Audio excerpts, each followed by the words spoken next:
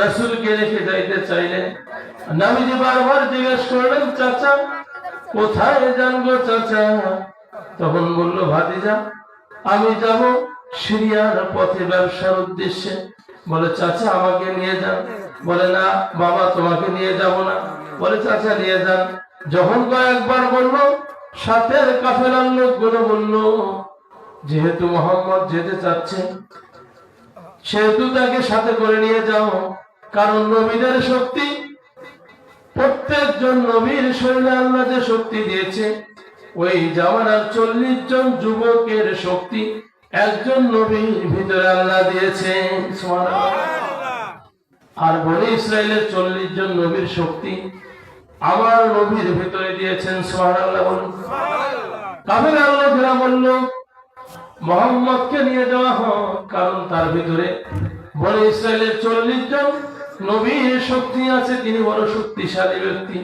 কান লাগা নবীর প্রেমের কথাটা বলে আমি মূল জায়গায় যাব। এবার যখন ব্যবসার উদ্দেশ্যে কাফেলাতে করে কাফেলা রওনা হলেন মিশরের পথে। মিশরের শহরের আগে একজন ব্যক্তি ছিল ইহুদি। কি ব্যক্তি? ইহুদি একজন আলেম ছিল, যিনি তাওরাত, জাবুর আর অন্যান্য কিতাবের আলেম ছিলেন। এই আলেম কিতাব পড়ে পড়ে পড়ে পড়ে দেখেছেন আপনার আমার নবীর কথাগুলো কিতাবে আসছে যে আখিরি নবী একদিন আসবে, তার এমন মান সম্মান আল্লাহ দিবেন যে তার উম্মত কিয়ামতের ময়দানে তার উম্মত জান্নাত না যাওয়া পর্যন্ত অন্য কোন নবীও জান্নাত যেতে পারবে না। ওই পাদ্রী আলেম কথাগুলো পড়েছেন, জেনেছেন তাওরাত থেকে, জাবুর থেকে, অন্যান্য কিতাব থেকে। পড়ার পরে তার হৃদয়ের মধ্যে ভালোবাসা জন্মিল, আমি যদি বেঁচে থাকি আর যদি ওই নবীর দেখা পাই, সর্বপ্রথম আমি তার কাছে মুসলমান হয়ে যাব। এবার নবীর প্রেম হৃদয়ে যাচ্ছে। কোথায় যাচ্ছে? হৃদয়ে নবীর প্রেম যাচ্ছে। এই প্রেমের টানে ওই আল্লাহর বান্দা ইহুদি পাদ্রী আলেম ওই দিন থেকে শুরু করে প্রতিদিন মেহমানদারি করায়। সিরিয়ার পথে যে কাফেলা চলে যায়, ওই কাফেলা তো মাঝখানে ঘাটি, ওখানে থামতে হয়। ওখানে যখন থামে, ওই ইহুদি পাদ্রী ওই আলেম তাকে ডাক দিয়ে বলে, ও কাফেলার লোকেরা, আমার বাড়িতে দুবেলা মেহমানদারি খাওয়াবো। কবেলা? 2 বেলা। যখন যাবে তখন, এবার ফিরে আসার পথে মোটে 2 বেলা।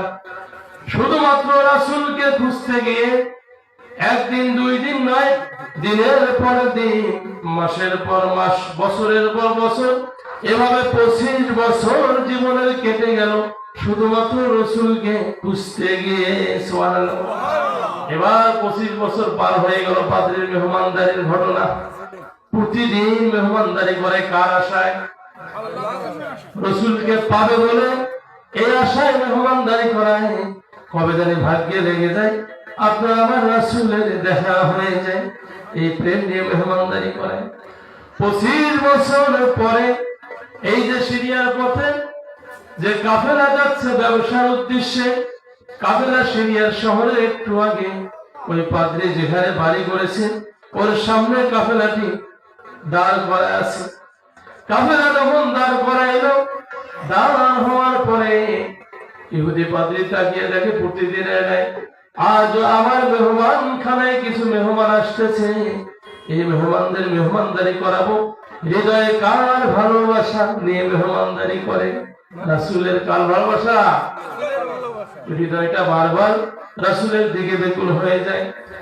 পাদ্রী ওই কাফেলার কাছাকাছি গেলেন, গিয়ে দেখে কাফেলায় অনেক লোক দেখা যায়, কিন্তু লোকদের মাঝে একজন ছেলে 14-15 বছর বয়স। এই ছেলেটি কাফেলার মুরব্বীদের সঙ্গে বসলো না, তাদের সামনে দাঁড়াইলো না। বেয়াদবি হবে বলে মনে করিয়া তিনি একটু সাইডে গেলেন। একটা গাছ মরে গিয়েছে, শুকিয়ে গিয়েছে, সেই গাছের নিচে তিনি বসে পড়লেন। পাদ্রী তাকাইলেন, নবী যখন গাছের নিচে বসলেন সঙ্গে সঙ্গে গাছে খুশি বাজানো শুরু হইল, প্রাণ ফিরে পেল। এবার পাদ্রী তাকাইলেন, প্রচন্ড গরম। এই গরমে ছেলেটি আরেক জায়গায় গিয়ে দাঁড়াইলো, তার মাথার উপরে মেঘ তাকে ছায়া দিতে দিতে চলে গেল। পাদ্রী বুঝতে দেরি করলেন না। পাদ্রী ভাবলেন, এই আর কেউ নয় যার আশায় ভালোবাসায় আমি জীবনের যুবক বয়সের সময়গুলো কাটিয়ে দিলাম। আমি মেহমানদারি করাইতে করাইতে আমি ফকির হয়ে গেলাম, গরিব হয়ে গেলাম, সেই নবীর দেখা আমি পেয়ে গেলাম। পাদ্রী এবার দাওয়াত দিল সবাইকে, মেহমান খানায় আসলো, সবাই খানা দিয়েছে সবাইয়ের সামনে। পাদ্রী মুখের সামনে দিয়ে হেঁটে যায় আর মুখের দিকে তাকায়। ওই যে ছেলেকে দেখেছে গাছের নিচে বসেছে, গাছটা জিন্দা হয়েছে, মেঘটাকে ছায়া দিয়েছে, তাকে আর খানা খাওয়ার সময় দেখা যায় না। জিজ্ঞেস করলো কাফেলার নেতাকে, লিডারকে। আবু তালিব বললেন, আমি কাফেলার নেতা। বলে, কাফেলার নেতা আপনি? বলে, জি আমি। বলে, আমি মেহমানদারি করাইলাম, আমি সেই আলেম ইহুদি পাদ্রী আমি। তবে আমার এই মেহমানদারির ভিতরে একটা লোককে আমি দেখতেছি না, ওই লোক না আসা পর্যন্ত কাউকে আমি খাইতে দেব না। বলে, কাকে দেখেছেন আপনি? বলে, আমি দেখেছি কাফেলার একজন যুবক ছাড়া পড়েছে, ওই যুবককে নিয়ে আসো। আবু তালিব তখন রসুলকে ডাক দিলেন, আসলেন। এবার মেহমানদারি করানো হলো। মেহমানদারি করার পরে ওই পাদ্রী জিজ্ঞাসা করলেন, কাফেলার লিডার, কাফেলার লিডার নেতা আবু তালিব, বলেন তো এই যে ছেলেটা এই যে শেষে আসলো, এই ছেলের নাম কি? বলে, এর নাম মুহাম্মদ সাল্লাল্লাহু। বলে, এর বাপের, বলে এর বাবাকে? এ ছেলে আপনার কি হয়? আবু তালিব বলল, এ আমার সন্তান, এ আমার ছেলে। পাদ্রী বলল, না, এ আপনার ছেলে হতে পারে না, কারণ আমি দেখেছি তাওরাতের কিতাবগুলো পড়ে পড়ে পড়ে পড়ে, জাবুর কিতাব পড়ে পড়ে পড়ে পড়ে আমি শেষ করেছি। আমি দেখেছি এই ছেলের বাবার নাম হবে আব্দুল্লাহ, আর এই ছেলের মায়ের নাম হবে আমেনা। সত্য করে বলো আবু তালেব, এ ছেলে তোমার কি হয়? তুমি সত্য কথা গোপন করিও না। আবু তালেব বলল, এটি আমার ছেলে না, এটি হলো আমার ভাতিজা। আপনি যা বলেছেন ঠিক বলেছেন।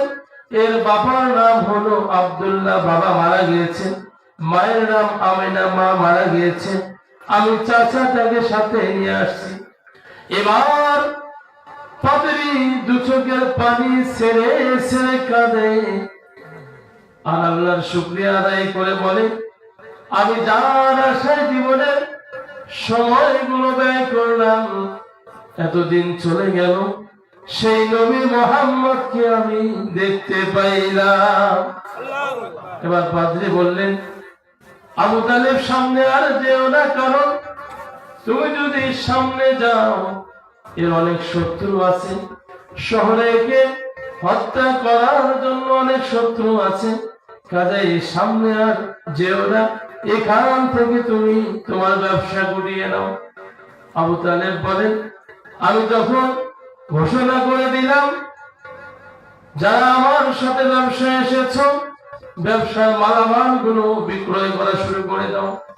আবু তালেব বলতেছিল, কোথা থেকে লোকজন আসলো আমিও টের পাইলাম না, দ্বিগুণ হারে আমার মালগুলো বিক্রি হয়ে গেল। এবার মাল বিক্রি করে আমি বাড়ির দিকে আসতেছি।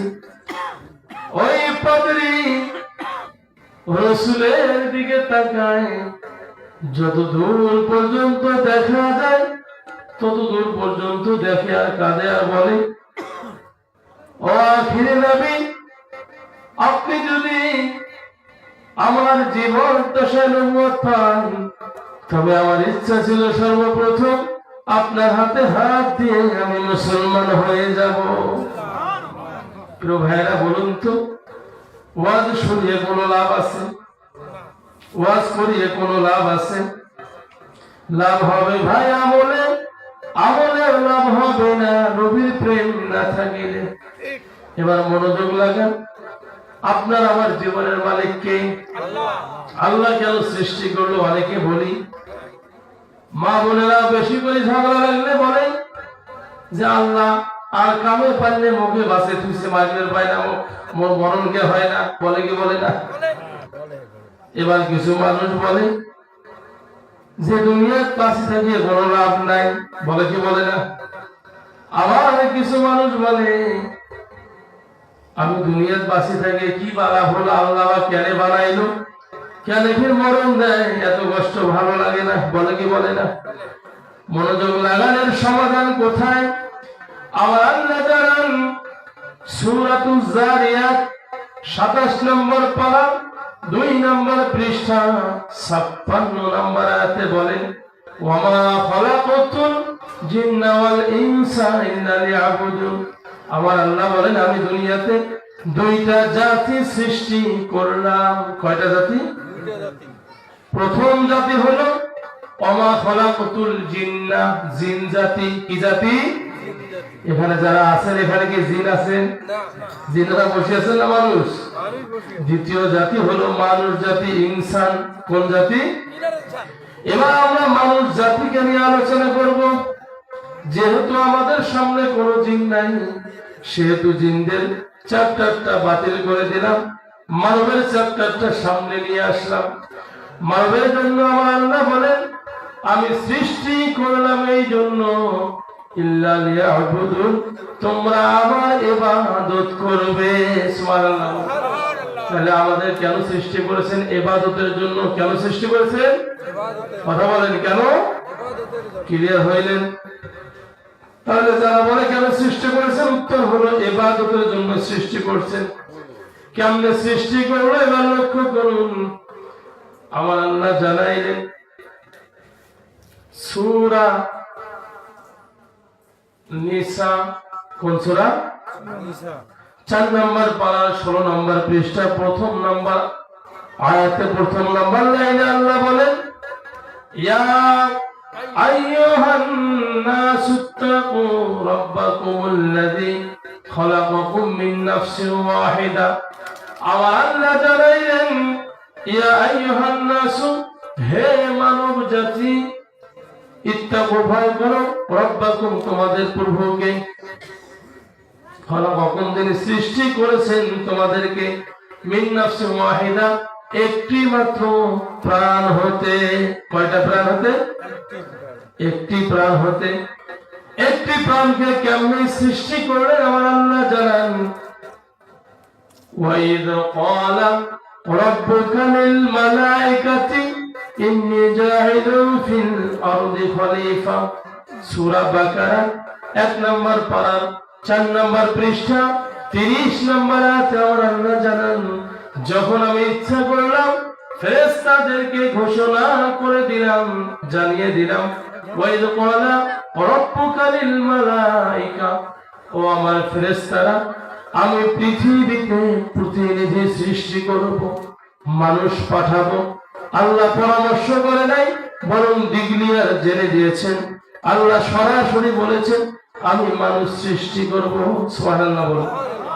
এবার ফেরেশতারা বললেন, রব্বুল আলামিন, ওগো আল্লাহ, আপনি মানুষ সৃষ্টি করবেন, এই মানুষগুলো দুনিয়ায় গিয়ে দাঙ্গা হাঙ্গামা করবে, ঝগড়াঝাটি করবে, ফিতনা ফাসাদ করবে, মারামারি করবে, খুন খারাপি করবে, ছিনতাই করবে, এগুলোকে সৃষ্টি করবেন, এই কাজগুলো করবে। বলুন তো সেই কাজ হচ্ছে কি হচ্ছে না? আমার আল্লাহ জানাইলেন, ইন্নী আ'লামু মা লা তা'লামুন, আমি যা জানি তোমরা তা জানো না। এবার আসতেছি, যখন মানুষ সৃষ্টি করবে আর ফেরেশতারা বললো এই কথা, তার মানে ফেরেশতারা আগে থেকে জানতো না। তারা কেমনে জানছে? জিনারা আগে এই দুনিয়ায় বসবাস করেছেন। আমরা আসার 2000 বছর আগে এই জিন জাতি ছিল, তারা ইবাদত বন্দেগী করেছে। যখনই তারা ফিতনা ফাসাদ করেছে, মহান আল্লাহ তাদের ধ্বংস করে দিয়েছে। বিধায় ফেরেশতারা ওগুলো দেখে সাক্ষী হয়েছে।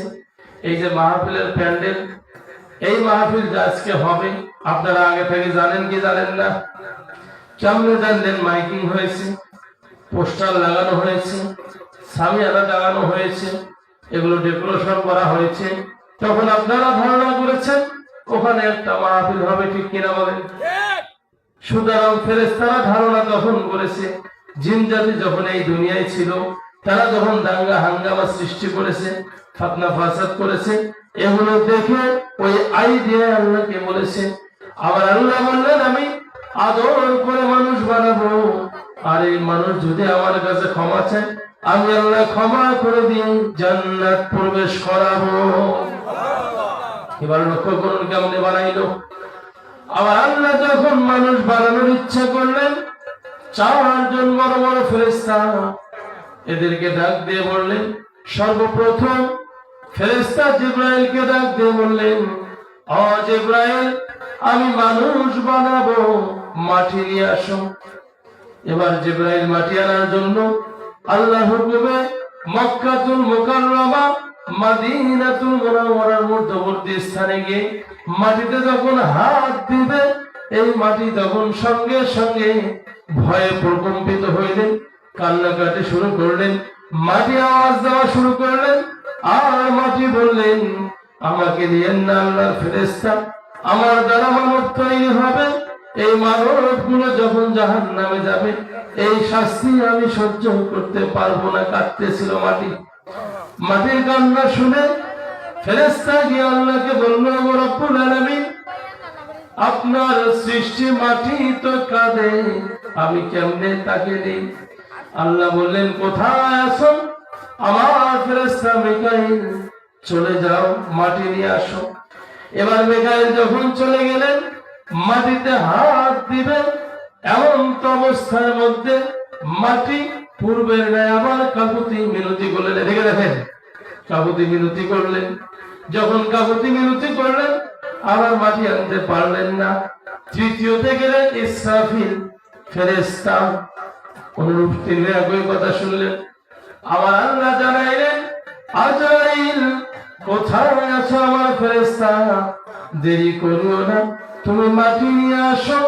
আজরাইল যখন মাটি আনতে গেলেন, মাটিতে হাত দিলেন, হাত দিয়ে যখন মাটি উঠাইলেন, মাটি কান্নাকাটি শুরু করলো। তখন আজরাইল বললেন, ও মাটি আল্লাহ সৃষ্টি, আমার আল্লাহ তোমাকেও বানিয়েছে, আমাকেও বানিয়েছে, সুতরাং আমি আল্লাহর কথাই শুনবো। এ বলে মাটি নিলেন। আজরাইল এত বড় দেহ বিশিষ্ট ফেরেশতা ছিলেন, যার মাটির এক মুষ্টি মাটির ওজন ছিল 40 মণ। কত মণ? আমার আল্লাহ বললেন, আজরাইল, যেহেতু মাটি তোমাকে কাকুতি মিনতি করেছে, তোমার সামনে কেঁদেছে, তবুও তোমার মনটা নরম হয় নাই। এবার আমি তোমাকে দায়িত্ব দিলাম, পৃথিবীর জমিনে যত আদম সৃষ্টি করা হবে, এই আদম সন্তানের রূহগুলো কবজ করবে, তথাপি তোমার হৃদয়ে কোনো মায়া থাকবে না। একদিন নবী সুলাইমান আলাইহিস সালাম, সুলাইমান নবী বৈঠকখানায় আলোচনা করতেছে। এমন তো অবস্থায় এক আল্লাহর বান্দা দৌড়াইতে দৌড়াইতে হাঁপাইতে হাঁপাইতে ভয়ে প্রকম্পিত হয়ে নবী সুলাইমানের সামনে গিয়েছে। সুলাইমান নবী তার প্রকম্পিত ভাব দেখে, ভীত অবস্থা দেখে জিজ্ঞেস করলো, আল্লাহর বান্দা, এত ভয় করতেছো কেন? কি হয়েছে? বলে, নবী সুলাইমান গো, আমার অন্তরের মধ্যে এমন একটা ভয় লেগেছে। এইটা আমার বাড়ির সামনে দেখলাম, বিশাল আকৃতির একজন মানুষের মতো দেখা যায়, যার মাথাটা মনে হয় আসমানে ঠেকে গিয়েছে, জমিনে পা গুলো কত বড় বড়, চোখগুলো। এটা দেখে আমি ভয়ে অস্থির হয়েছি। আমার মন বলে, নবী, এখান থেকে আমাকে সমাদ নামক একটি জঙ্গল আছে, যেখানে মানুষ যায় না, কেউ যায় না, সেইখানে পাঠিয়ে দেন, আমার কিছুটা ভয় কমবে। নবী সুলাইমান গো, আপনার কথা তো বাতাস শোনে, জিনেরা শোনে, পশু পাখি কোনগুলো আপনার আল্লাহ পাক অনুগত করে দিয়েছে আপনি একটু পাঠায় দেন। নবী সুলাইমান বাতাসকে হুকুম দিলেন, বাতাস যেহেতু এই লোকটা ভয়ে প্রকম্পিত হয়েছে একে পৌঁছায় দাও। ওই সময় ছিল নবী সুলাইমান আলাইহিস সালাম বাইতুল মুকাদ্দাস জেরুজালেমের জায়গায় ছিল, ওখান থেকে সাওয়ারাত জবর ৬০০০ মাইল দূরে। যখন লোকটাকে পাঠিয়ে দেওয়া হলো, পাঠিয়ে দেওয়ার সঙ্গে সঙ্গে লোকটা যখন ওখানে হাজির হইলেন, বাতাস পৌঁছায় দিল মুহূর্তে। এই যে মোবাইলে যে কথা হয়, কথা হইতে কি বেশি সময় লাগে? বাতাসের দ্রুত গতি, সেকেন্ড সময় লাগে না। রিসিভ করলে আপনি বলতেছেন হ্যালো, উনি বলতেছে হ্যালো, সময় লাগে? বাতাসের এত পাওয়ার আল্লাহ দিয়েছে।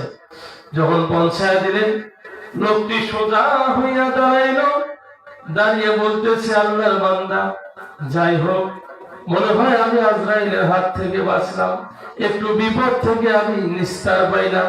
এ বলে যখন আল্লাহর বান্দা সোজা হইয়া দাঁড়াইলেন, চক্ষু খুলে দেখে যে এই লোকটার হয়ে ওই জেরুজালেম বাইতুল মুকাদ্দাস থেকে ৬০০০ মাইল দূরে সাওয়ারাত নামক জঙ্গলে এসে হাজির হইলেন। ঠিক চক্ষু খুলে দেখে ওই লোকটা চোখের সামনে দাঁড়িয়ে আছে। এবার আল্লাহর বান্দা চোখের পানি ছেড়ে দিয়ে কাঁদে আর বলে, কে গো আপনি? আমি আপনার ভয়ে নবী সুলাইমানের কাছে গেলাম, ৬০০০ মাইল দূরে এই জঙ্গলের মধ্যে আমি হাজির হইলাম। কে আপনি? আপনার দেখা এখানে আমি কেমনে পাইলাম? আমি আপনার ভয়ে এত দূর আসলাম, আপনি কিভাবে চলে আসলেন এখানে? আজরাইল বলতেছেন, আমিও তো আশ্চর্য হয়ে গেলাম, অবাক হয়ে গেলাম, আল্লাহর বান্দা কেমনে তুমি এখানে চলে আসলে? আমার আল্লাহ যখন আমাকে আদেশ করলো, আজরাইল কোথায় আছো? ওই বান্দার জীবনটা কবজ করে নিয়ে আসো, ওই বান্দার রূহটা বাহির করে নিয়ে আসো, সাওয়ারাত জঙ্গলে গিয়ে তার রূহটা নিয়ে আসো। আমি বললাম, রব্বুল আলামিন, এখনো তো আপনার বান্দা ৬০০০ মাইল দূরে জেরুজালেমে, এখান থেকে কেমনে ওখানে চলে যাবে গো আল্লাহ? যাইতেও তো সময়ের দরকার আছে। বলুন তো, আল্লাহ যা জানে পৃথিবীর কেউ কি তা জানে? জানে? জানে না। আবার আল্লাহ বললেন, আজরাইল ছুটে যাও, আমার বান্দার সামনে তোমার দেহটা দেখা দাও, বডিটা দেখা দাও, দিয়ে তুমি ওখানে চলে যাও। বলে তখন আমি আশ্চর্য হইলাম আর চিন্তা করলাম, কেমনে এত দূর চলে আসবেন? আমি তখন আমার বডিটা আপনারে দেখা এখানে আসলাম। লোকটি বলল, আপনি মালাকুল মাউত আজরাইল, আমি যদি জানতাম নবী সুলাইমানের কাছে যাইতাম না আর এখানেও আসতাম না। এখন হয়তো আপনি আমার জীবনটা নিয়ে নেবেন, আমার এই দেহটা কে গোসল করাবে, কে জানাজা পড়াবে, কে বা কবর দিবে, কি হবে আমার অবস্থা? একটুখানি সময় দেন, আমি আবার আগের জায়গায় ফিরে যেতে চাই। বলুন তো, সময় দিবে? সময় দিবে? সময় দিবে না। মৃত্যুর সময় আসলে বাঁচার সুযোগ নাই। এবার লোকটি কাঁদতেছেন। আজরাইল ডাক দিয়ে বলল, আল্লাহর বান্দা, আল্লাহ তোমার মৃত্যু এখানেই বাজেট করে রেখেছেন, সুতরাং তোমার বাজেট এটা রয়েছে, তোমার রূহ এখান থেকে বাহির করে নিয়ে যাব, দেহটা জমিনে পড়ে থাকবে, এই জঙ্গলের প্রাণীগুলো তোমার দেহটা খেয়ে ফেলবে, তোমার গোসল হবে না, জানাজা হবে না, দোয়া হবে না, তোমার দেহটা জঙ্গলের প্রাণীগুলোর পেটের ভিতরে ঢুকে যাবে। বলুন তো, এরকম মৃত্যুকে আমরা চাই? মৃত্যু কার কখন আসবে বলা যায়? কাজে মৃত্যুর কথা স্মরণ করতে হবে। ওসমান গনি রাদিয়াল্লাহু তাআলা আনহু, তিনি যখন সাথীদেরকে নিয়ে হাঁটতেছে, হাঁটতে হাঁটতে সামনে যখন কবর পাইল, কবর দেখে দু চোখের পানি ছেড়ে ছেড়ে কাঁদে। সাথীরা বলে, ওসমান এত কাঁদেন কেন? বলে আমি এই জন্য কাঁদি, ওই কবর দেখলে আমার মনে হয় ওই কবরটা নবী বলেছেন কারোর জন্য জান্নাতের বাগান হয়ে যাবে, আবার কারোর জন্য জাহান্নামের গর্ত হবে। এই জন্য আমি কাঁদি, যদি কবরটা কারোর জন্য জাহান্নামের গর্ত হয়ে যায়, কবরে ঢোকার সঙ্গে সঙ্গে কবর দুই দিক থেকে এমন চাপ দিবে, ডান পাঁজরের হাড়গুলো বাম পাঁজরে ঢুকে যাবে, বামের গুলো ডানে ঢুকে যাবে, এরকম পিষ্ট করে দিবে। তাই আমি আল্লাহর কাছে কবর দেখলে কাঁদি, রব্বুল আলামিন এই কবর থেকে আমাদের হেফাজত করুন। আমরাও চাই কিনা? আল্লাহ তাআলা আমাদের হেফাজত করে, বলুন আমিন। প্রিয় ভাইরা, লক্ষ্য করুন, এই কবর হবে মানুষের প্রথম ঘাঁটি। দুনিয়ায় যদি আমল না থাকে, ওই কবরে নাজাতের কোনো সুযোগ নাই। যত আপনি টাকা পয়সা গাড়ি বাড়ি আর জমিদারি করেন না কেন, মৃত্যুর পরে এগুলো একটাও চলবে। ফাতেমা রাদিয়াল্লাহু তাআলা আনহা, তেনাকে যখন কবরস্থ করা হয়, ওই সময় যিনি কবরে নেমেছিল তিনি বলেছিল, কবর, তোমার ভিতরে যাকে রাখতেছি ইনি দুনিয়ার সাধারণ কোন মানুষ না, ইনি হলো ইমাম হাসান হুসাইনের মা, ইনি হলেন হযরত আলীর স্ত্রী, ইনি হলেন আখিরি পয়গম্বর নবী মুহাম্মদ সাল্লাল্লাহু আলাইহি ওয়াসাল্লামের কলিজার টুকরা কন্যা। কাজে খবরদার বেয়াদবি করিও না, কবর থেকে আওয়াজ এসেছে, আমি হাসান হুসাইনের মা বুঝি না, আমি আলীর স্ত্রী বুঝি না, আমি নবীর কন্যা মেয়ে বুঝি না, আমি বুঝি আমল, যারা আমার কাছে আমল নিয়ে আসবে তারাই আমার আযাব থেকে নাজাত পাবে। কাজে ভাইরা, লক্ষ্য করুন, দুনিয়ার টাকা পয়সা, ধন দৌলত আর জমিদারি, এগুলো মৃত্যুর পরে একটাও কাজে লাগবে না, ঠিক কিনা বলেন? কাজে জীবন থাকা সত্ত্বেও সমস্ত দাম্ভিকতা, অহংকার, লোভ লালসা সব ছেড়ে দিয়ে কবরের কথা ভাবতে হবে। বলতেছিলাম, যখন আল্লাহ মাটি আনতে বললেন, মনে আছে আপনাদের? মাটি যখন আনতে বললেন, এবার আজরাইল মাটি নিয়ে গেলেন। আমার আল্লাহ মাটিটা 40 বছর বৃষ্টি দিয়ে ভিজায়া দিলেন। 40 বছর বৃষ্টিতে ভিজলো।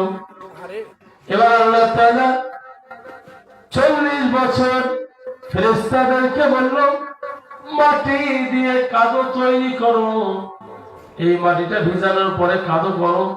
কাদো যখন 40 বছর করলো, আমার আল্লাহ আদমের দেহ বানাইলেন। দেহটা হলো 60 হাত লম্বা। কত হাত লম্বা? আদমের দেহ 60 হাত লম্বা। বুকের মাপটা ছিল 7.5 হাত, পায়ের তলার ছাপটা হলো 5.5 ফিট। এরকম দেহ বিশিষ্ট একটি মানব তৈরি করলেন আল্লাহ। আদমকে বানানোর পরে সূর্যকে আদেশ করলেন, 40 বছর ধরে সূর্যটা সেখানে আলো দিল।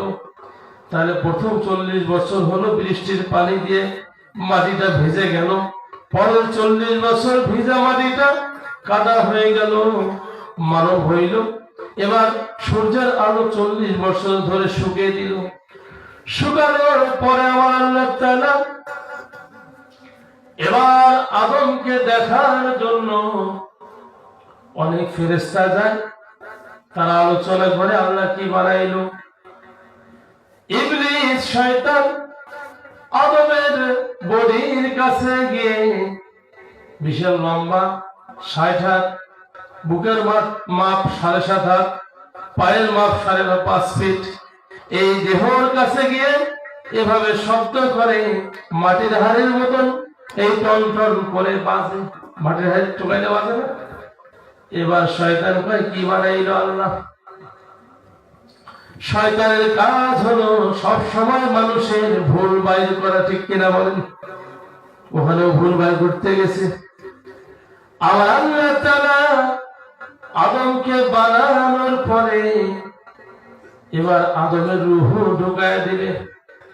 সর্বপ্রথম যখন আদমের রূহ ঢুকায় দেয়, আদমের রূহ এই যে মাথার তালু, তালু ছেড়েন, এটা নাম কি? তালু। কথা বলেন না, এটা নাম কি? বাচ্চাদের গরম তালু তেল দেয়। আমার আল্লাহ তাআলা আদমের তালু দিয়ে রূহ ঢুকায় দিলেন। তালুটা অল টাইম এরকম এরকম করে না? আদমের তালু দিয়ে রূহ ঢুকায় দিল। প্রথমবার ঢুকায় দিল, রূহ আর থাকে না, বাহির হয়ে যায়। দ্বিতীয়বার ঢুকায় দিল, আবার বাহির হয়ে যায়। আবার আল্লাহ জিজ্ঞেস করলো, আদমের রূহ বডিতে কেন থাকো না? কি সমস্যা তোমার? বলে রব্বুল আলামিন, আদমের খাসা বড় অন্ধকার, সেখানে থাকতে আমার ভালো লাগে না। আমার আল্লাহ তাআলা নূরে মুহাম্মদ সাল্লাল্লাহু আলাইহি সাল্লাম, আপনার আমার নবী, আখিরে নবী মুহাম্মদুর রাসূলুল্লাহ সাল্লাল্লাহু আলাইহি সাল্লাম, নবীজির নামটি তারকা বানিয়ে নবীজির নূরের তারকা আল্লাহর আরশের ডান পাশে রেখে দিয়েছেন। আমার আল্লাহ নূরে মুহাম্মদ সাল্লাল্লাহু আলাইহি সাল্লামের নূরের তারকাটা আদমের কপাল ঘষে সেখানে লাগায় দিল। এবার রূহ ঢুকায় দিল, রূহ আর বাহির হয় না। আল্লাহ বললেন, রূহ এবার কেন বাহির হও না? বলে রব্বুল আলামিন, আমি আর বাহির হব না। আদমের বডির ভিতরে এত আলোয় আলোকিত হয়েছে। কাজে ভাইরা, আল্লাহ বানানোর পরে আদমকে বানাইলো দুনিয়ায়। কোথায় বানিয়েছে? বানানোর পরে আদম আলাইহিস সালামের দেহটা, এই কায়াটা, বডিটা জান্নাতে, সেখানে ফেরেশতাদেরকে বলল, আমার আদমকে জান্নাতে নিয়ে যাও। জান্নাতে নিয়ে যাওয়া হলো। জান্নাতের ভিতরে আদম একটা ঘুম দিল। ওই ঘুম থেকে যখন উঠলো, একটা হাসি দিল। কি দিল? হাসি। হাসি দেওয়ার সঙ্গে একগুলো সিংহনের মতো বেড়ায়, সিংহনও কিন্তু না। এই জিনিস দিয়ে ঈসা নবীর মা মরিয়মের স্বামী আল্লাহ তৈরি করেছেন। সুবহানাল্লাহ। এই ঘটনায় পরে আসতেছি, মনে রাখবেন কথাটা, স্মরণ করে দিবেন। যখন হাসি দিল, হাসি দেওয়ার সঙ্গে সঙ্গে ডান দিকে তাকিয়ে দেখে একজন সুন্দরী রমণী মহিলা দেখা যায়। ফেরেশতারা বলল, আল্লাহর বান্দা আদম, আপনি ডান দিকে তাকাচ্ছেন, মহান আল্লাহ তো আপনাকে সবে শিক্ষা দিয়েছে, বলুন তো এই মহিলাটার নাম কি? আমার আল্লাহ শিক্ষা দিয়েছেন। আদম বলল, এর নাম হলো হাওয়া। কি নাম? হাওয়া। বলে, হাওয়াকে তৈরি করা হয়েছে নবী আদম আলাইহিস সালামের বাম পাজরের হাড় দিয়ে। আমাদের বাম পাজরের হাড় কিন্তু কয়েকটা থাকে, এর মধ্যে উপরের হাড়টা হলো বেশি বাঁকা। এই বাঁকা হাড় দিয়ে যখন মা হাওয়াকে তৈরি করলেন, আমার আল্লাহ বললেন, আমি একটি মাত্র মিন নাফসি ওয়াহিদা, একটি মাত্র প্রাণ সৃষ্টি করেছিলাম আদম, তা থেকে তার স্ত্রী হাওয়াকে তৈরি করলাম। এবার যখন হাওয়াকে তৈরি করেছে, হাওয়াকে দেখতে আছে আদম নবী। আমার আল্লাহ বললেন, আদম, আমি তোমাদের বিবাহ পড়ায় দেই, যেহেতু তুমি হাওয়াকে দেখতেছো। এই বিবাহ পড়ার উদ্দেশ্য হলো, আমার আল্লাহ বলেন, অবস্থামিনহুমা রিজালান কাসীরা ওয়া নিসা, আমি বিবাহ দেওয়ার পরে পরস্পর স্বামী স্ত্রী হয়ে যাবে, এদের মাধ্যমে বংশ বিস্তার হবে। অবস্থামিনহুমা রিজালান কাসীরা ওয়া নিসা, অগণিত অসংখ্য নারী পুরুষ আমি সৃষ্টি করব। তাহলে আমরা আসছি আদম হাওয়া থেকে। মা হাওয়ার সঙ্গে যখন বিবাহ হয়ে গেল, আমার আল্লাহ তাআলা কোরআনুল কারীমে সূরা বাকারা 1 নম্বর পারা 5 নম্বর পৃষ্ঠা 35 নম্বর আয়াতে বলেন অকুল্লা ইয়া আদামু উসকুন আনতা ওয়া যাওজুকাল জান্নাতা অকুলা মিনহা রাগাদান হাইথু শি'তুমা ওয়া লা তাকরাবা হাযিহিশ শাজারা ফাতাকুনা মিনাল যালিমিন। আমার আল্লাহ বললেন অকুল্লা ইয়া আদম, হে আদম, কুলা আনতা ওয়া যাওজুকাল জান্নাতা, আদম হাওয়া আমার জান্নাতের চতুর্দিকে ঘুরে বেড়াও, আর আমার জান্নাতের খাবারগুলো ফলগুলো যা খাবারের মন চাই তোমরা দুইজন খেতে থাকো, তবে ওরা তাকরাবা হাযিহিশ শাজারা, ওই যে বৃক্ষের নিকটবর্তী যে ওলা সব খাও, জান্নাতি খাবার ওখানে যাবে না। আবহাওয়া সব জান্নাতি খাবারগুলো স্বামী স্ত্রী একসঙ্গে বেড়াচ্ছে, ঘুরতেছে, খাইতেছে, কিন্তু ওই নিষিদ্ধ বৃক্ষের নিকট যাচ্ছে না। আদম আলাইহিস সালাম জান্নাতের একদিকে গিয়েছেন, মা হাওয়া কাছাকাছি। শয়তান এবার জান্নাতের জানালার পাশে গিয়ে উকি মেরে দেখে আর ডাক দিয়ে বলে, ও মা হাওয়া, এদিকে আসো, আমি তোমার হিতাকাঙ্ক্ষী। বলুন তো শয়তান মিথ্যে বললো না সত্য বললো? কি বললো? তার মানে যারা বললো মিথ্যা বলছে, এরা আওয়াজ শুনতেছে, আর যারা মুখ বন্ধ করে আছেন তারা কিন্তু গুরুত্ব নাই। বলেন এবার শয়তান মিথ্যা বলছে না সত্য বলছে? কথা বলে। তাহলে মানুষ রূপী শয়তান গুলো মিথ্যা বলে না সত্য বলে? নবী আমার জানিয়ে দেন সমস্ত পাপের মূল হলো মিথ্যা বলা। এটা বলা যাবে? যাবে না। এবার যখন ওই ইবলিস জান্নাতের জানালা দিয়ে ডাক দেয়, ও মা হাওয়া, এদিকে আসো, আমি তোমার হিতাকাঙ্ক্ষী। মা হাওয়া বুঝতে পারলেন না, শয়তানের ধোঁকায় পড়িয়া গেলেন, কাছাকাছি গেলেন, ভাবলেন মুরব্বী মানুষ কিছু একটা বলবে, শুনি। বলে, মা, ওই গাছের ফলের রস খাইতে কেন নিষেধ করেছে আল্লাহ? যদি তোমরা খাও তাহলে আজীবন জান্নাতে থাকবে, আর যদি না খাও আল্লাহ একটা দুনিয়া বানাইছে, সেখানে পাঠিয়ে দিবে। বলুন তো শয়তান ভুল বলছে না মিথ্যা বলছে? সঠিক বলছে না বেঠিক বলছে? বেঠিক বলছে, মিথ্যা বলছে। মা শয়তানের চক্রে পড়িয়া ওই যে গাছের ফলের রস খাইলো। আমাদের মা বোনেরা ডিজিটাল নব্য শয়তানের চক্রে পড়ে সন্তান স্বামীকে ছেড়ে পরপুরুষের হাত ধরে বাড়িয়ে যায়, ঠিক কিনা? মা বোনেরা কান লাগান, শয়তান কেমন শয়তানি করে। আপনাদের অবস্থা কি হইল? এবার যখন ফলের রস খাইতে গেল, বাবা আদম দৌড়াইতে দৌড়াইতে হাওয়ার নিকট আসলো। আসিয়া বলল, হাওয়া কি হয়েছে? বলে, খান আপনি একটু খান।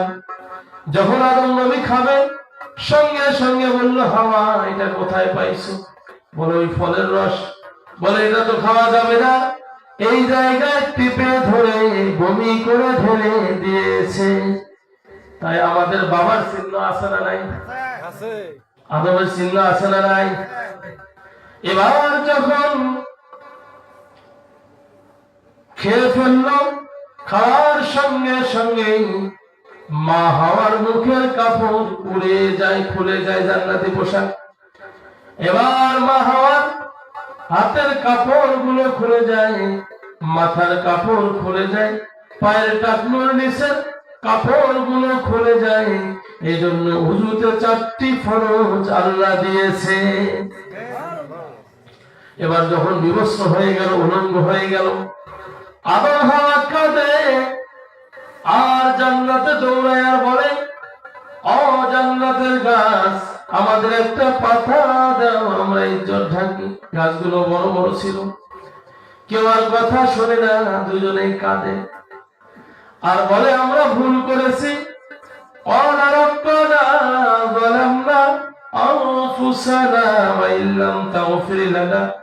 ওয়া তারহামনা লানাকুনান্না মিনাল খাসিরিন।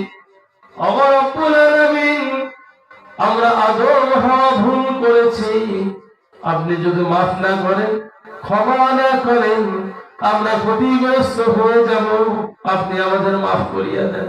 বলুন তো, আমরা মাফ চাবো কার কাছে? ক্ষমা চাবো কার কাছে?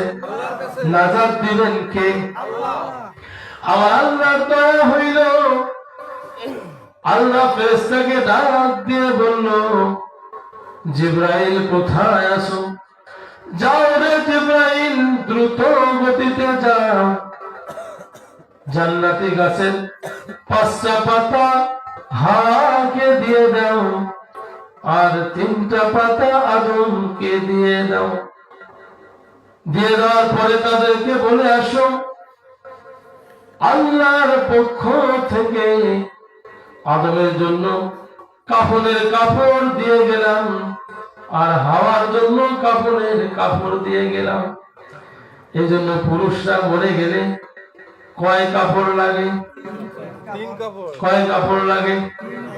মা বোনেরা মরে গেলে কয় কাপড় লাগে? 5 কাপড়। এই কাফনের কাপড় দিয়ে দিলে ওই 5টা পাতা 3টা পাতা দিয়ে। এবার একজনকে নামায় দিল শ্রীলঙ্কার সিংহল পর্বতে, নবী আদমকে আল্লাহ নামায় দিল দুনিয়ায়, মা হাওয়াকে জিদ্দায় নামায় দিল। এবার মা হাওয়া বাবা আদম দুজন কাঁদে আর কাঁদে, আল্লাহর কাছে ক্ষমা চায়, কাঁদে আর বলে, রব্বানা যালামনা আনফুসানা ওয়া ইল্লাম তাগফির লানা ওয়া তারহামনা লানাকুনান্না মিনাল খাসিরিন। তার মানে রব্বুল আলামিন, আমরা ভুল করেছি, জুলুম করেছি আমাদের নফসের উপর, আপনি যদি মাফ না করেন, ক্ষমা না করেন, আমরা ক্ষতিগ্রস্ত হয়ে যাব। এমনে কাঁদতে কাঁদতে কাঁদতে কাঁদতে দিনের পর দিন চলে যায়। আরাফার ময়দানে যখন পৌঁছাইল, ওই সময় আদম নবীর মনে হলো, হায় রে, আমি তো জান্নাতে যখন ছিলাম, ওই জান্নাতের পাতায় পাতায় লেখা দেখেছিলাম আমার আল্লাহর নামের সঙ্গে একটি নাম মুহাম্মাদুর রাসূলুল্লাহ। না জানি আমার আল্লাহর কোন প্রিয়জন, প্রিয় বান্দা হবে, মহান আল্লাহর কোন প্রিয় বন্ধু হবে, যার নামটি জান্নাতের গাছের পাতায় পাতায় লেখা আছে। বলে রব্বুল আলামিন, ওগো আল্লাহ, আপনার ওই বন্ধুর নামে রসিলা করিয়া আমাকে মাফ করিয়া দেন। আমার আল্লাহর সঙ্গে সঙ্গে আদমকে মাফ করে দিল। সূর্যোদয় হলো, তাকিয়ে দেখে হাওয়া সেখানে হাজির হয়েছে। আপনার আমার নবী, নবী মুহাম্মদুর রাসূলুল্লাহ হজের সময় আরাফার ময়দানে সাহাবায়ে কেরামরা একত্রিত হইলে পরে বলেছে, ও আল্লাহর বান্দারা, এখানে তোমাদের আদি পিতার দোয়া কবুল হয়েছে, সুতরাং এখানে দোয়া করো, আল্লাহ তোমাদের দোয়া কবুল হবে। আজও হাজিরা দেখবেন মক্কাতুল মুকাররমায় হজ করতে গেলে ওই আরাফার ময়দানে গিয়ে দুহাত উঠাইয়া আল্লাহর কাছে প্রার্থনা করে, আল্লাহু আকবার বলো। আর যত দলাদলি ঠেলাঠেলি, হিংসা প্রতিহিংসা বাংলাদেশে, কেউ কয় মোনাজাত করবো, কেউ কয় না করবো, কেউ কয় যায়, কেউ কয় বেদাত, বলে কিনা? আমি বলবো, ওখান থেকে শিক্ষা নাও, যেখানে নবী বললেন তোমরা হাত উঠায় দোয়া করো, আজও পর্যন্ত যেখানে হাত উঠায় দোয়া করা হয় সেখানকার কোনো দলাদলি নেই। সামান্য কয়েক হরফ শিখে তোমরা অহংকারী শুরু করে দিয়েছো, ঠিক কিনা বলেন? সুতরাং আমার আল্লাহ বলেন, অহংকারী আল্লাহ পছন্দ করে না। ইন্নাল্লাহা লা ইউহিব্বু মান কানা মুখতালান ফাখুরা। এবার আদম হাওয়া দেখা হইল, কি হইল? দেখা হওয়ার পরে তাদের সংসার জীবন শুরু হইল, সন্তান আসা শুরু হয়ে গেল। যখন সন্তান আসে, পৃথিবীর সর্বপ্রথম যে মানুষের কবর হয় সেই মানুষটার নাম কি বলেন তো? কি নাম বলতে পারবে? আদম আলাইহিস সালাম। আমার কিছু কথা মনে হয়, ওই যে বললাম ওয়াজ শুনলে গেলাম, ওয়াজ করলে গেলাম, লাভ হবে ভাই আমলে, আমলেও লাভ হবে না নবীর প্রেম না থাকিলে। এবার আদমের সন্তান হইল জোড়ায় জোড়ায় মা হাওয়া, জোড়ায় জোড়ায় সন্তান, তার নাম যমজ সন্তান। কি সন্তান? ৭৭ জোড়া সন্তান হইল। আর এখনকার মা বোনেরা বলে দুইটা হইলে ভালো, একটা হইলে আরো ভালো, বলে কি বলে না? আমার আল্লাহ বলেন আমি সন্তানদের উসিলায় তোমাদের রিজিক গুলো বৃদ্ধি করিয়া দেই। যার সন্তান যত বেশি তার রিজিকের বাজেট আল্লাহর কাছে তত বেশি। সুবহানাল্লাহ। একটা কথা মনে হলো, কিছুদিন আগে দেখছিলাম পত্রিকায়, এবং আপনারা যারা মোবাইল চালান ইউটিউব ফেসবুক দেখবেন, এক মহিলার ৭ জন মেয়ে। কয়জন মেয়ে?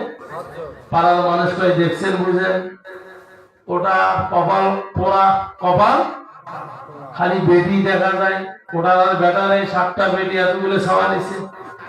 আর আমার আল্লাহ বলছেন যত সন্তান তত বরকত, মহিলা জানে তত বরকত, হাদিসটা ফলো করতেছে। এবার এলাকার মানুষ চিন্তা করে, দেওয়ানিরাও করে দেখছেন ওইটা বেটি ছাওয়ার খালি কেমন বেটি হয়, এগুলো শত অপমান সহ্য করে মহিলা ওই হাদিসের উপরে আমল করতেছে। 7টা মেয়ে মানুষ হয়েছে, একটা হয়েছে জজ, একটা হয়েছে কলেজের প্রধান শিক্ষক শিক্ষিকা, আর একটা হয়েছে ডাক্তার, একটা হয়েছে মাস্টার, এভাবে একটা হয়েছে সেনাবাহিনীর বড় অফিসার, একজন হয়েছে পুলিশের বড় অফিসার। 7টা 7 জায়গায় যেমন খালি গেছে, রেজেক বৃদ্ধি করে দিয়েছেন কে? আল্লাহ। এবার এলাকার মানুষ সুর পাল্টাইলো, হয় দেখছেন এর মতন ভাগ্য ভালো কারো নাই। কাদের ভাইরা আমার, দুনিয়ার সমস্ত মানুষ যদি আপনাকে ভালো বলে আর আমার আল্লাহ যদি আপনাকে খারাপ বলে, তাহলে ভালো বলার মানুষগুলোর ভালো দিয়ে 1 পয়সা লাভ নাই, ঠিক কিনা বলেন? আর দুনিয়ার সমস্ত মানুষ যদি খারাপ বলে আর যদি আমার আল্লাহর কাছে আপনি ভালো হয়ে যান, এই খারাপের কোনো দাম নাই, ঠিক কিনা বলেন? বলতেছিলাম সন্তান যখন হইল, আদম আলাইহিস সালাম 40,000 আওলাদ রেখে মারা গিয়েছে। কত হাজার? 40,000। আপনার আমার কত হাজার আছে? ওই যে নবীর আওলাদ বলবেন বেটা একটা বেটি একটা, আর একটা নিয়ে গেছেন, তা বউ বারে বলে না না চলবেন না। এলাকার বাসী কেন বউ চলবে না? ওই আশেপাশের বলে এত ছাওয়া নিয়ে করবো কি? বলুন তো, রুহু গুলো বানাইছে কে? আল্লাহ। ছাওয়া বানার কারো কোনো শক্তি আছে? পরে আমি আসতেছি সে কথায়। জোড়ায় জোড়ায় যখন সন্তান হইল, এই সন্তানদের দায়িত্ব কেমনে পালন করবে?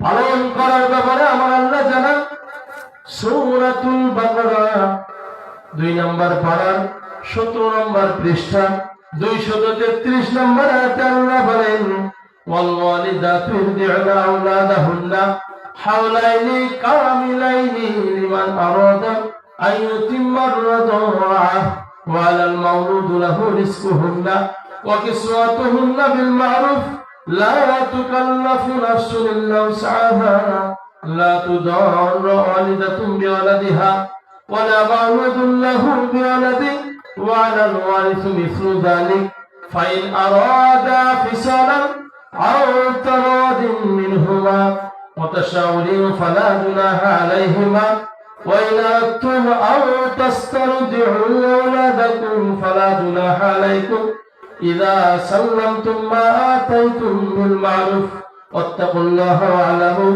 أن الله بما تعملون بصير। আমার আল্লাহ বলেন সন্তানের দায়িত্ব বাবা কেমনে পালন করবে, মা কেমনে পালন করবে। ও দুনিয়ার মানুষ, যুবকেরা কান লাগান, যারা বিয়ে করেছেন লাভ হবে, যারা বিয়ে করেন না তাদেরও লাভ হবে।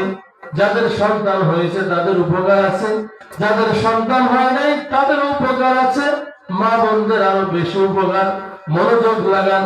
কোরআনুল কারীমের সূরা বাকারা 2 নম্বর পারার 17 নম্বর পৃষ্ঠার 233 নম্বর আয়াতের আলোচনা করা হচ্ছে। আমার আল্লাহ বললেন, যখন সন্তান জন্মগ্রহণ হবে, এই জন্ম থেকে শুরু করে সন্তানকে 2 বছর দুধ পান করাবে মা। কত বছর? 2 বছর। একজন সন্তানকে তার মা কয় বছর দুধ পান করাবে? কথা বলেন, কয় বছর? 2 বছর আল্লাহ জানিয়ে দিলেন। এখন আমাদের দেশের সমাজে দেখবেন পুষ্টিহীনতায় ভোগে বিধায় খ্রিস্টানদের তৈরি করা একটা সংগঠন আছে, মা শিশুর জন্য তারা পুষ্টিকর খাবার দান করে, আছে না? এটা কেন হইল? মুসলমান যখন কোরআন ভুলে গেল, ঈমান ছেড়ে দিল, তো বেঈমানেরা তাদের মাথার উপরে দরদি হয়ে গেল। ঠিক কিনা বলেন? এবার দেখবেন যে সন্তান 2 বছর দুধ পান করে নাই, মা তার স্তনকে ঠিক রাখার জন্য 2 বছর দুধ পান করায় নাই সৌন্দর্যের জন্য, ওই সন্তান একটু বড় হইলে চশমা লাগে, কানা। ঠিক কিনা বলেন? চশমা ছাড়া চোখে দেখে যে সন্তানগুলো বর্তমান হচ্ছে, ভালো করে খোঁজ নিয়ে দেখবেন। আর কোরআনের কথাটা মিলাবেন। সূরা বাকারা 2 নম্বর পারা 17 নম্বর পৃষ্ঠা 233 নম্বর আয়াতে আল্লাহ বললেন, মা তার সন্তানকে 2 বছর দুধ পান করাবে, কিন্তু মায়েরা সন্তানকে ভালোবাসে ঠিক 2 বছর দুধ পান করায় না। অনেক মা আছে তার সন্তানগুলো চোখে দেখে না, চশমা ছাড়া চলে না। ঠিক কিনা বলেন? কাজে মায়েরা খুব মনোযোগ দিয়ে কথাগুলো গ্রহণ করবেন। যখন সন্তানকে 2 বছর দুধ পান করাইছে আগের মানুষ, পূর্বে আমাদের সময় দেখেছি, আপনারা দেখেছেন, অনেক মুরব্বী আছেন, এখনো বুড়ো হয়ে গিয়েছেন, কোরআন এখনো দেখে দেখে পড়তে পারে, আছে না? চোখের পাওয়ার এখনো ঠিক আছে, কারণ মায়েরা দুধ পান করাইছে, এত কিছু জানে নাই। এখন যত জানছে তত ব্যাংলা হয়েছে। যেখানে মা বোনদের জন্য পর্দা ফরজ করে দিয়েছেন আল্লাহ, সেখানে মা বোনেরা লজ্জা লাগে। এই যে এখন অন্যায় দিয়ে দেয়, আগে ছোটতে দেখছিলাম মা বোনেরা ওড়না দিয়ে মাথা ঢাকছিল কইনের মতো, এখন মাথাটা সারিয়া গলার মধ্যে দিয়ে ঝুলি বেড়ায়। আবার কিছুদিন পরে এই তো আস্তে আস্তে আমি যখন গাড়িতে আসি, টাইমলাইনে গাড়িতে যখন ব্রেক করলো, দেখলাম একজন মেয়ে লোক গেঞ্জি পরে হাঁটতেছে। নাউজুবিল্লাহ কোন। আবার আল্লাহ বলেন, ফিয়াই সূরাতিন মা শারাকাবা, আমি আল্লাহ আমার ইচ্ছা অনুযায়ী মানুষের সুরগুলো তৈরি করলাম, কণ্ঠগুলো দিলাম।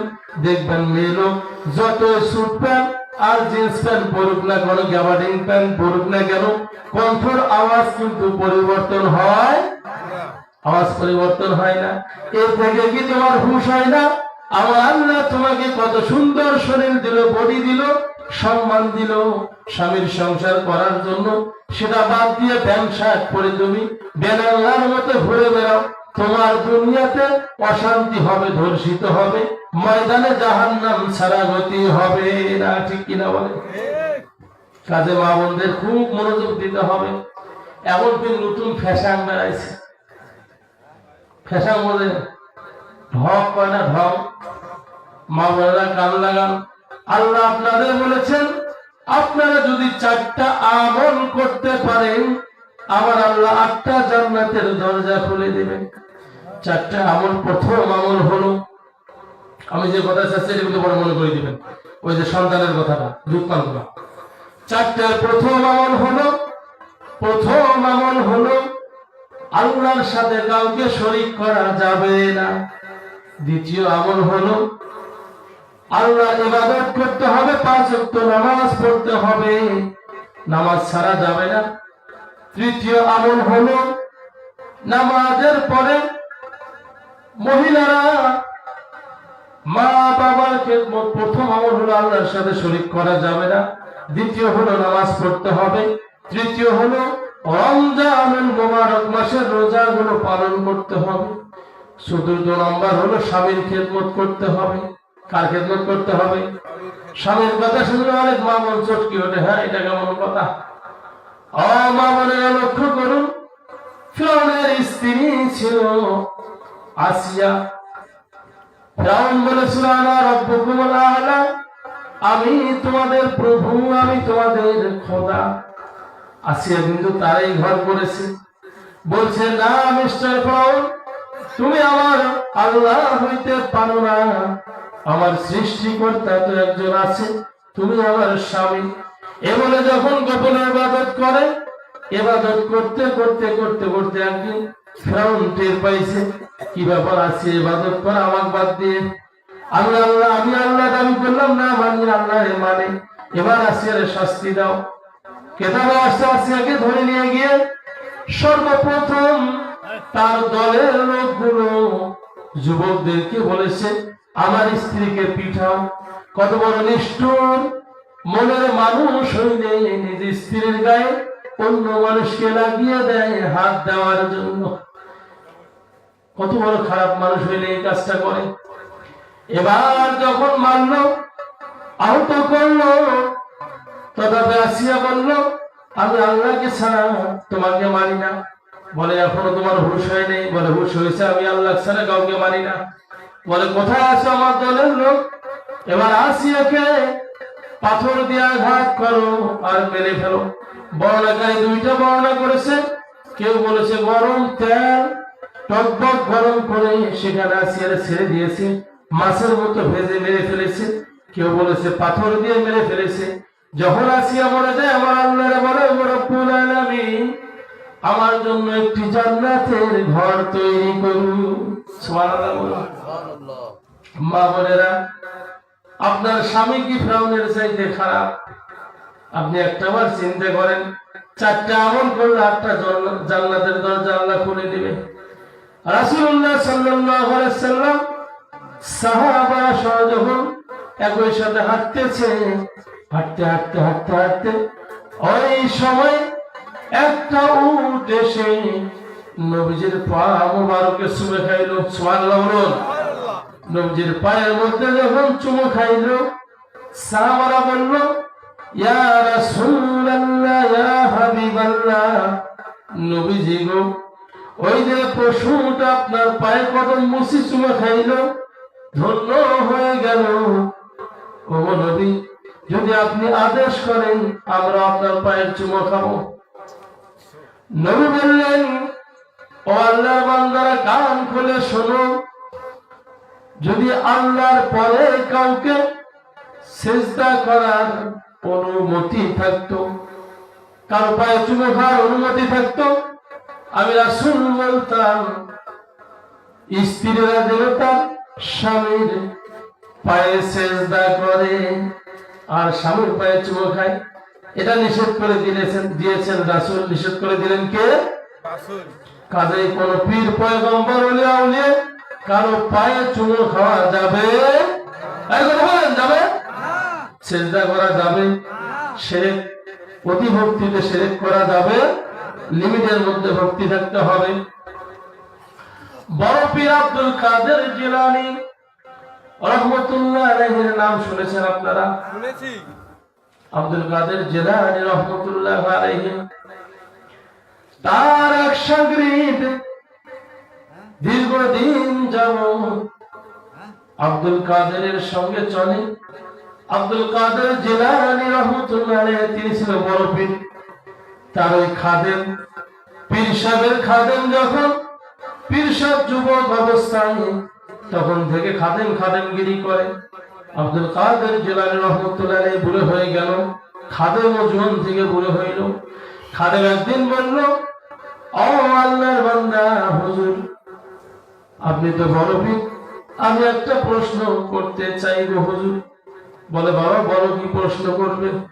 বলে হুজুর, আমি সারাটা জীবন ধরে দেখলাম আপনি তাহাজ্জুদের নামাজ পড়লেন, 5 ওয়াক্ত নামাজ পড়লেন, জেকের আজকার করলেন, মুরিদদের জন্য দোয়া করলেন, কত জায়গায় সফর করলেন, কত রকম আমল করলেন, চাষ করলেন। তবে আমার মন বলে আপনার আমল আর আল্লাহর নবীর সাহাবাদের আমলের মধ্যে পার্থক্য কি? বড় পীর আব্দুল কাদের জিলানী 2 চোখের পানি ছেড়ে দিয়ে কাঁদে আর বলে, ও আল্লাহর গোলাম, আমার যে প্রশ্ন করেছো এটা তো বলা ঠিক হয় না, যেহেতু করেছো শুনে নাও। আমার আর তাদের মধ্যে যোগ্যতা কি, পার্থক্য কি? আমি আব্দুল কাদের জিলানীর সারাটা জীবনের আমল আর নবীজির একজন সাহাবা নাম হলো ওয়াহাশি। কি নাম? ওয়াহাশি রাদিয়াল্লাহু তাআলা। ওয়াহাশি নবীজি যখন যুদ্ধের ময়দানে রাসূল সাল্লাল্লাহু আলাইহি ওয়াসাল্লামের চাচা হামজা, নবীজির চাচা হামজা বুকটা ফেরে কলিজাটা বাহির করে ওয়াহাশি সাবিয়া ছিল, তখন ইসলাম গ্রহণ করেন নাই। বলে যখন নবীজির চাচার কলিজাটা বুক ফাড়িয়ে বাহির করে পশুর মতো চাবায়া চাবায়া খায়, ওই ওয়াহাশি নিজের জীবনের ভুল বুঝতে পারিয়া নবীজির কাছে এসে যখন ইসলাম গ্রহণ করলেন, নবীজি বললেন, ও ওয়াহাশি, আমি রাসূল যখন কোন বৈঠকে থাকবো, তুমি বৈঠকের সামনে বসবে না, পিছনে বসবে। কারণ তুমি যখন সামনে বসবে আমি তোমাকে ক্ষমা করে দিয়েছি ওয়াহাশি, তবে আমার চাচার কথাগুলো মনে পড়ে যায়। কি একটা অ্যাক্সিডেন্ট দেখলে মনে হয় না? মনে পড়ে যায়। সুতরাং আমার পিছনে বসবা। আব্দুল কাদের জিলানী বরফে বলেন, ওই ওয়াহাশি যাকে নবীজি বলেছেন আমার সামনে বসিও না, পিছনে বসবে, ওই ওয়াহাশি যখন যুদ্ধের ময়দানে ঘোড়ার পিঠের মধ্যে ওঠে, ঘোড়া যখন চাবুক মারে দৌড় দেয় যুদ্ধের ময়দানে, আর পা ফেলে ফেলে দৌড়ায়, ওই ঘোড়ার পায়ের নিচে খুরের তলার নিচে যে ধুলোগুলো আছে, ওর একটা ধুলো যদি এক পাল্লায় দেওয়া হয়, আর আমি আব্দুল কাদের জিলানীর তামাম জিন্দেগীর আমল গুলো একদিকে দেওয়া হয়, তথাপি ওই ঘোড়ার খুরের পায়ের নিচের ধুলোর ওজনের মতো আমার সারা জীবনের আমলের ওজন হবে না। কাজেই কার সাথে কি পর্দা বাঁধে ঘি, ঠিক কিনা বলে? প্রিয় ভাইরা, লক্ষ্য করুন সাহাবাদের কি মর্যাদা। আমার আল্লাহ বলছেন, আমার রাসূল বললেন, সাহাবারা হলো নক্ষত্র। আমি রাসূলের পরে সাহাবাদের অনুসরণ করিও, আলেম ওলামাদের অনুসরণ করিও। প্রিয় ভাইরা, আর একটি আল্লাহর ওলির ঘটনা বলি, নাম হলো বাইজিদ মুস্তাবি। এই বাবা বসো। কি নাম? বাইজিদ মুস্তাবি। বাইজিদ মুস্তাবি রহমতুল্লাহ আলাইহি, তিনি একদিন জঙ্গলের ভিতর দিয়ে হেঁটে যায়, যাইতে যাইতে যাইতে যাইতে যাইতে যাইতে যাইতে যাইতে, আগে তো আড়াবাড়ি বাঁশবাড়ি দিয়ে ঘাটা ছিল, যখন যায় যায় যায় যায় গাইতে গাইতে বাইজিদ মুস্তাবি রহমতুল্লাহ আলাইহি সামনে গেলেন, ক্লান্ত হয়ে একটা গাছের নিচের মধ্যে দাঁড়াইলেন। দাঁড়িয়ে একটু অপেক্ষা করলেন, একটা পাখি এসে উড়ন্ত অবস্থায় বাইজিদের শরীরে পায়খানা করলো, পায়খানাটা ঘাড়ের মধ্যে পড়েছে। বাইজিদ মুস্তাবি ঘাড়ের দিকে তাকিয়ে দেখে পায়খানা, পাখির দিকে আঘাত হয়ে তাকাইলেন, পাখিটা বাস্ট হয়ে ছিঁড়ে গেল। এবার বাইজিদ মুস্তাবি আগাচ্ছেন, ওলিদের সামনে দেখেন আগাচ্ছেন, আগাইতে আগাইতে আগাইতে আগাইতে বাইজিদ মুস্তাবি সামনে গেলেন। যাওয়ার পরে নামাজের সময় হইল, আসরের নামাজ। কিসের নামাজ? আসরের নামাজের সময় হইল। লতা পাতা দিয়ে একটি ঘর ঘিরানো। বাইজিদ মুস্তাবি বলতেছে, এই ঘরের ভিতরে কে আছো? একবার বলল, কে আছো? আমাকে একটু উজু করার পানি দাও, আমি উজু করবো। পানি পাইল না। আবার বলল, কে আছো? আওয়াজ হয় না। তিনবারের বেলা বলল, কে আছো? ভিতর থেকে রাবড়া বসি ধমক দিয়ে বলে, বাইজিদ, এ বাইজিদ, এটা পাখি মারার জায়গা নয় রে বাইজিদ, এটা হলো আমার বাড়ি। বাইজিদ থমকে গেলেন, ঘটনা কি? সর্বনাশ। এ কেমন করে জানলো পাখি আমি মেরে ফেলছি। এবার বাইজিদ আসামি হইল, তার থেকে বড় ফের বেড়াইলো কি বেড়াইলো না? কেমনে জানলো? কণ্ঠটা মহিলা মানুষের। বলে কে মা আপনি? আপনি কেমনে জানলেন পাখি মারার ঘটনা? বলে পরে শোনো। পানি তুলে এক বদলা উজু করবে, উজু করতে গিয়ে দেখে একটা জায়গায় আগুন ধরেছে। এবার বাইজিদ মুস্তাবি রহমতুল্লাহ আলাইহি পানিটা ঢেল ঢেলে ভিতর থেকে মহিলা আওয়াজ দিয়ে বলল, বাইজিদ, লোকদেরকে যদি বাঁচাইবার অনুমতি থাকতো তোমার আগে আমি বাঁচিয়ে দিতাম। ওই লোকগুলো নাফরমান আল্লাহ গজবে ধ্বংস করে দিবেন, সুতরাং পানি চটকার আর হবে না। বাইজিদ আরো অবাক হইলেন, এটা কেমন কথা? বলে কে মা আপনি? কেমনে এতগুলো জানলেন? মা বোনেরা কান লাগান, যদি আপনারা অলি হয়ে যান আপনাদের স্বামীরাও হবে। এবার বলল, কে মা আপনি? ঘটনা কেমনে জানলেন? বলে ঘটনা তো আমি জানলাম এই জন্য, আমি তো কেউ না, আমার নাম হলো রাবেয়া বসরি। কি নাম? বলে রাবেয়া বসরি মা।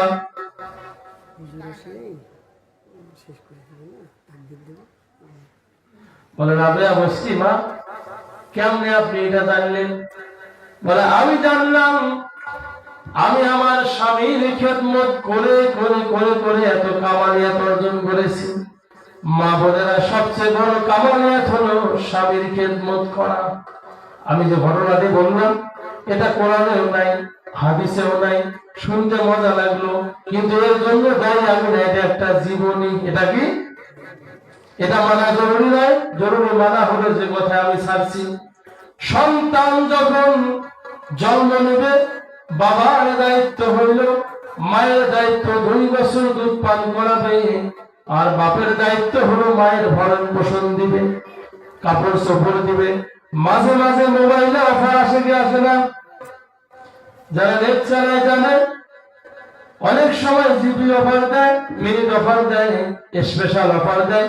মায়ের জন্য স্পেশাল অফার হলো সন্তান যখন জন্মগ্রহণ করবে তখন থেকে শুরু করে, সন্তান যখন পেটে আসবে তখন থেকে শুরু করে বাবা মায়ের যত্ন নিবে, যাতে ওই সন্তানের মা কোনো সাইড থেকে কষ্ট না পায়, পুষ্টিহীনতায় না ভোগে।